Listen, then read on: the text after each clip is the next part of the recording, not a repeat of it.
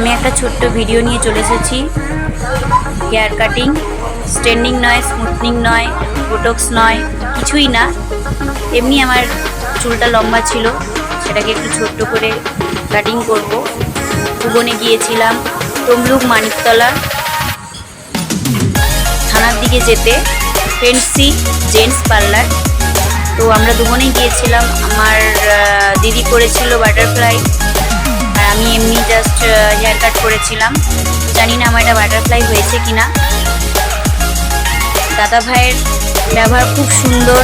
ওখানে গিয়ে দাদা ভাই খুব যত্ন সহকারে আমাদের দুজনের চুলটা কাটিং করেছে। তো তোমরা যদি কেউ তমলুকের মধ্যে বাটারফ্লাই যে কোনো হেয়ার কাট করতে চাও, তো এই দাদা ভাইয়ের পার্লারে যেতেই পারো।